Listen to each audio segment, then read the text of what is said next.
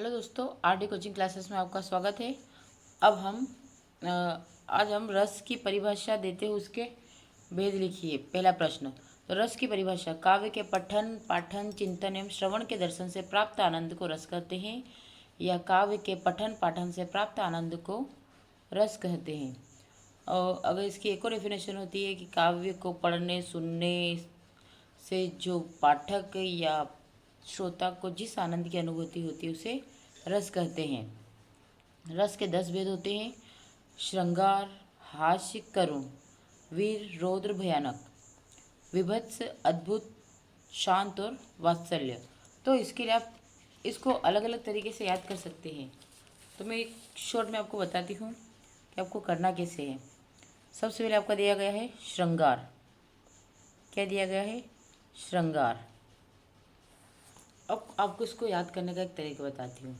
आपको ये तो पता है कि ये क्या होता है, रस के भेद है। अब रस के 10 भेद याद करने का सबसे बेस्ट तरीका है कि आपको खाली एक इसको याद रखना है। जैसे कैसे? श्रृंगार हास्य, करुण वीर, रौद्र भयानक, विभत्स अद्भुत, शांत और वात्सल्य। तो ऐसे क्या कि 5 रस के साथ में एक रस एक्स्ट्रा आपको याद रहेगा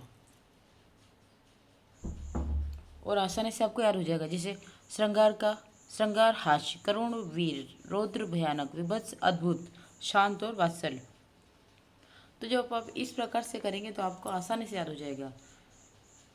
एक दो बार मेरे साथ प्रैक्टिस करें ताकि आपको अच्छे से क्लियर हो जाए। तो श्रृंगार हास्य, करुण वीर, रौद्र भयानक, विभत्स अद्भुत, शांत वात्सल्य। ठीक है, तो आप ट्राई करें, बाकी तो आप अपने यूज़ कर ही सकते हैं। फिर नेक्स्ट क्वेश्चन है, रस के प्रमुख अंग कौन कौन से हैं?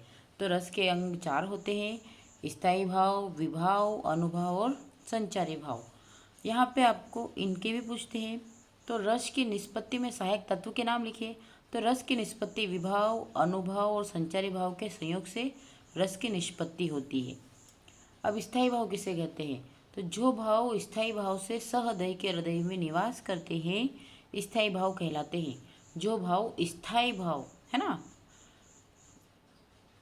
ठीक है, स्थायी भाव जो हृदय के हृदय में स्थायी रूप से निवास करते हैं स्थायी भाव कहलाते हैं। और संचारी भाव, तो संचारी भाव आश्रय के हृदय में उठते और नष्ट होते हुए भाव भी संचार करते रहते हैं, अर्थात आते जाते रहते हैं, उन्हें संचारी भाव कहते हैं। प्रमुख संचारी भाव श्वेत, लज्जा, गर्व, स्मृति, पीड़ा और उन्माद है। जो सहृदय के हृदय में आते जाते रहते हैं उन्हें बोलते हैं संचारी भाव, और जो स्थायी रूप से विराजमान रहते हैं उसे स्थायी भाव बोलते हैं। अब आता है करुण रस की परिभाषा और उदाहरण। तो जहाँ प्रियजन की मृत्यु या स्थायी वियोग का वर्णन या सा दर्शन होता हो, ठीक है, वर्णन या दर्शन होता, वहाँ करुण रस होता है। करुण रस का उदाहरण है, सब बंधुन को सोच तजी, गुरुकुल को नेह, हाँ सुशील तुम सुत कीमी कियो, अनत लोक में गेह। अब ये आपका करुण रस, यानी कि किसी के जाने पर आप एक करुणामयी हो जाते हैं। वीर रस के लक्षण। तो वीर रस के लक्षण, वीर रस में उत्साह भाव की उत्पत्ति होती है, रोमांच, उग्रता आदि कुछ कर दिखाने की चेष्टाएं होती है। यहाँ पे दिए गए रस के आवश्यक तत्व कौन कौन से लिखिए। तो रस के तत्व होते हैं विभाव, अनुभाव, व्यभिचारी भाव और स्थायी भाव। अविभाव, तो स्थायी भाव के जागरण में सहयोग देने वाले कारण विभाव कहलाते हैं। ये 3 प्रकार के होते हैं, ठीक है। अब अनुभाव के भेद देखते हैं। तो अनुभाव और आश्रय की चेष्टा ही अनुभव कही जाती है। ये 2 प्रकार की होती है, कायिक अनुभव यानी कि आश्रय की शारीरिक चेष्टाएं, और सात्विक अनुभव आश्रय की हृदयगत चेष्टाएं। विभाव और अनुभव में अंतर क्या है?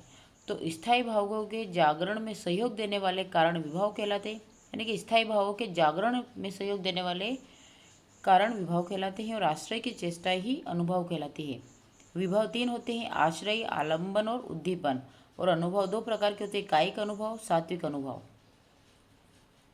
अब एक ये वाला क्वेश्चन महत्वपूर्ण बनता है, स्थायी भाव और संचारी भाव में अंतर स्पष्ट कीजिए। तो हम इसे भी देख लेते हैं। विशिष्ट 4 ही पूछे जाएंगे, संचारी भाव और स्थायी भाव में अंतर। तो संचारी भाव की संख्या 33 होती है और स्थायी भाव की संख्या 10 होती है। संचारी भाव 33, स्थायी भाव 10। संचारी भाव 33 और स्थायी भाव 10। एक रस में कई संचारी भाव होते हैं। एक रस का एक ही स्थायी भाव होता है। ये स्थायी भाव के अंग है और ये संचारी भाव के अंग नहीं है। ये आते जाते रहते हैं और ये स्थायी भाव संचारित नहीं होते, क्योंकि संचारी नाम से ही अर्थ स्पष्ट हो रहा है। संचारी मतलब कि एक जगह स्थिर नहीं रहने वाला, और स्थायी नाम ही बता रहा है कि ये स्थायी है, इसलिए ये आते जाते रहते हैं और ये स्थायी भाव संचारित रहते हैं। ये स्थायी भाव के जागरण में सहायक होते हैं और स्थायी भाव संचारी भाव को नहीं जगाते, क्योंकि स्थायी भाव को जगाने के लिए ही हमें संचारी भाव चाहिए होता है, और स्थायी भाव संचारी भाव को नहीं जगाते हैं। अब नेक्स्ट आता है आलंबन विभाव और उद्दीपन विभाव। तो जिसके कारण यानी कि जिसको देखकर भाव जागृत होते हैं आलंबन, और आलंबन की चेष्टा एवं वातावरण जो भावों के जागरण में सहायक होते हैं वो उद्दीपन कहलाते हैं। नेक्स्ट रस किसे कहते हैं? तो काव्य में रस से तात्पर्य प्राप्त आनंद से है। रस को काव्य की आत्मा कहा जाता है और इसका काव्य में वही स्थान है जो शरीर में प्राण का। इसलिए हम इसके एक को डिफिनेशन बोलते हैं कि काव्य के पठन पाठन चिंतन आश्रय से पाठक या श्रोता को जिस आनंद की अनुभूति होती है उसे रस कहा जाता है। ये आपका रस पूरी तरह से हो चुका है। अब इसके आगे हम काव्य को देखेंगे। काव्य क्या होता है? काव्य किसे कहते हैं? तो रमणीय अर्थ को व्यक्त करने वाली शब्दावली को काव्य कहते हैं, जिसे पंडित राज जगन्नाथ के अनुसार रमणीय अर्थ को व्यक्त करने वाली शब्दावली को काव्य कहते हैं पंडित राज जगन्नाथ के अनुसार। रस युक्त वाक्यों को काव्य कहते हैं आचार्य विश्वनाथ। और ये पूछा जाता है कि रसात्मक काव्य वाक्य यानी कि रस युक्त वाक्यों को काव्य कहते हैं आचार्य विश्वनाथ के अनुसार। मोस्ट टाइम पे हमेशा पूछा जाता है। अब काव्य के भेद कितने? तो दो, एक दृश्य काव्य, एक श्रव्य काव्य, क्योंकि हम काव्य को देखकर भी समझ सकते हैं और सुनकर भी आनंद ले सकते हैं। शैली की दृष्टि से काव्य के भेद शैली के अनुसार तीन भेद, महाकाव्य, खंडकाव्य और मुक्तक काव्य। शैली की दृष्टि से तीन होते हैं, महाकाव्य, खंडकाव्य और मुक्तक काव्य। अब प्रबंध काव्य का अर्थ बताते हुए उसके भेद लिखिए। तो इसमें कोई एक कथा अधोपांत क्रमबद्ध रूप से गठित हो और कहीं भी तारतम्य न टूटता हो, उस कथा को पुष्ट करने के लिए अन्य कई अंतर्गाथाएं भी हो सकती है। प्रबंध काव्य विस्तृत होता है, उसमें जीवन की विभिन्न झांकियां रहती है। महाकाव्य, खंड काव्य और आख्यानक गीतियाँ।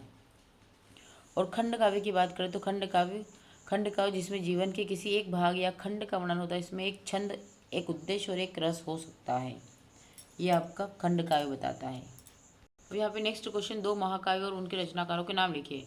तो एक महाकाव्य है रामचरितमानस, जिसके रचयिता तुलसीदास है, और दूसरा पद्मावत, जिसके है मलिक मोहम्मद जायसी, जिसको यहाँ पे शॉर्ट में जायसी लिखा गया है। अब यहाँ पे इसके अलावा कुछ और भी है कि दो खंडकाव्य रचनाकारों के नाम। तो हिंदी के प्रमुख खंडकाव्य तथा उनके रचनाकारों के नाम लिखे थे। पहला Panchavati, Maithili Sharan Gupt, most time P. फिर पथिक, राम नरेश त्रिपाठी, सुदामाचरित, नरोत्तम दास, भस्मासुर, नागार्जुन, जयद्रथ वध, मैथिली शरण गुप्त, महाप्रस्थान, नरेश मेहता, और रश्मि रथी दिनकर का है।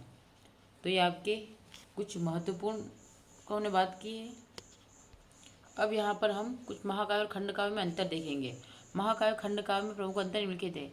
महाकाव्य में जीवन के विविध पक्षों का चित्रण किया जाता है, और खंडकाव्य में जीवन के एक पक्ष का चित्रण किया जाता है।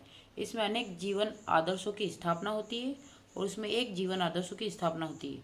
यह अनेक घटनाओं पर आधारित होता है और यह एक घटना पर आधारित होता है। इसमें अनेक रस एवं छंदों का प्रयोग किया जाता है। इसमें एक रस एवं एक छंद का प्रयोग होता है। इसका आकार विशाल होता है और इसका आकार लघु होता है। तो ये आपके महाकाव्य और खंडकाव्य में अंतर है। तो आज के लेक्चर में इतना है। अब अगर लेक्चर अच्छा लगा है तो मेरे चैनल को लाइक करें, शेयर करें, अधिक से अधिक सब्सक्राइब करें, ताकि मैं और महत्वपूर्ण क्वेश्चनों की सीरीज आपको प्रदान कर सकूं। Thank you.